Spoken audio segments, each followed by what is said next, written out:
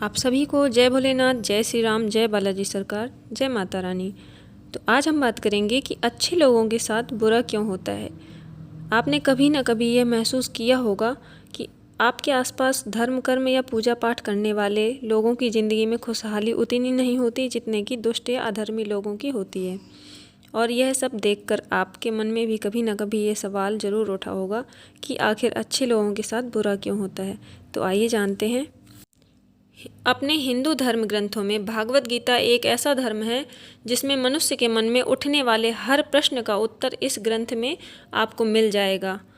एक बार अर्जुन ने श्री कृष्ण से यही सवाल किया था कि हे केशव, मुझे एक दुविधा ने घेर रखा है और इसका समाधान आप ही बता सकते हैं। तब श्री कृष्ण जी ने अर्जुन से कहा कि हे धनंजय, अपने मन की दुविधा विस्तार से बताओ, तब मैं उसका हल बताऊंगा। तब अर्जुन बोले, नारायण, कृपा करके मुझे यह बताइए कि अच्छे लोगों के साथ बुरा ही क्यों होता है जबकि बुरे लोग हमेशा खुशहाल दिखते हैं। तो अर्जुन के मुख से ऐसी बातें सुनकर श्री कृष्ण जी मुस्कुराते हुए बोले, मनुष्य जैसा देखता है या फिर महसूस करता है, वास्तव में वैसा कुछ नहीं होता, बल्कि अज्ञानतावश वे सच्चाई को समझ नहीं पाता। श्री कृष्ण की यह बातें सुनकर अर्जुन हैरान हो गए और बोले, हे नारायण, आप क्या कहना चाहते हैं, मेरी समझ में नहीं आया। तब श्री कृष्ण बोले, अब मैं तुम्हें एक कथा सुनाता हूँ जिसे जानने के बाद तुम समझ जाओगे कि हर एक प्राणी के उसके कर्म के अनुसार ही फल मिलता है। अर्थात जो अच्छे कर्म करते हैं उन्हें अच्छा फल मिलता है, क्योंकि अच्छे कर्म और बुरे कर्म मनुष्य पर निर्भर करते हैं। फिर कथा सुनाते हुए श्री कृष्ण जी बोले, बहुत समय पहले की बात है, एक नगर में दो पुरुष रहा करते थे। उनमें से एक पुरुष व्यापारी था। उनके लिए अपने जीवन में धर्म और नीति का बहुत महत्व था और वह पूजा पाठ और भगवान की भक्ति में बहुत विश्वास करता था। चाहे कुछ भी हो जाए, वह मंदिर जाना नहीं भूलता था और ना ही दान धर्म आदि किसी भी प्रकार की कर्म में कोई कमी करता था। वहीं दूसरी ओर उस नगर का एक दूसरा पुरुष पहले पुरुष के बिल्कुल विपरीत था। वह पुरुष प्रतिदिन मंदिर तो जाया करता था, लेकिन पूजा पाठ के उद्देश्य से नहीं जाता था, बल्कि मंदिर के बाहर से चप्पल एवं धन चुराने के उद्देश्य से मंदिर जाया करता था। उसे दान धर्म नीति आदि किसी से कुछ लेना देना नहीं था। इसी तरह समय में बीतता गया और एक दिन उस नगर में जोर से बारिश हुई, जिसकी वजह से उस दिन नगर के मंदिर में पंडित के अलावा और कोई नहीं था। यह बात जब दूसरे पुरुष को पता चली तो उसके मन में ख्याल आया कि अभी सही मौका है मंदिर के धन को चोरी करने के लिए, और वह बारिश में ही मंदिर पहुंच गया।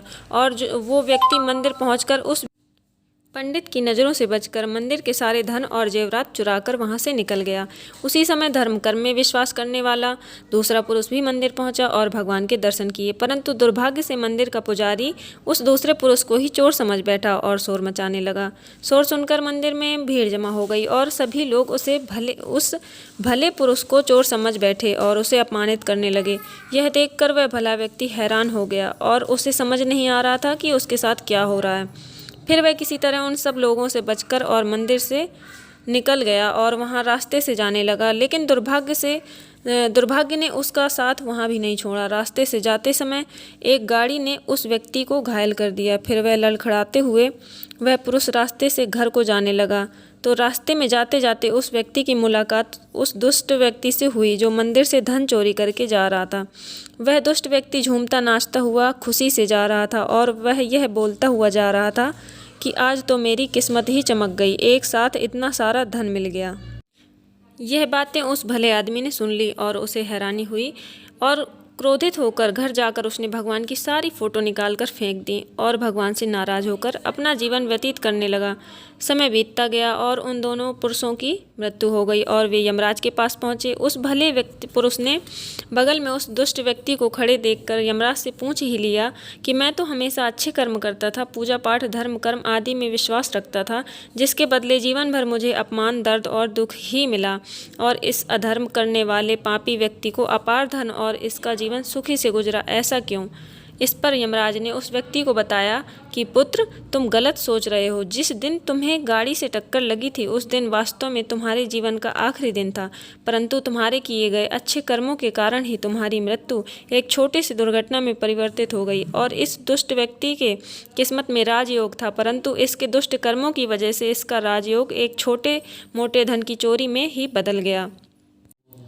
भगवान श्री कृष्ण ने गीता में भी बताया है कि किसी के द्वारा किया गया कर्म बेकार नहीं जाता, भले ही वह अच्छा कर्म हो या बुरा।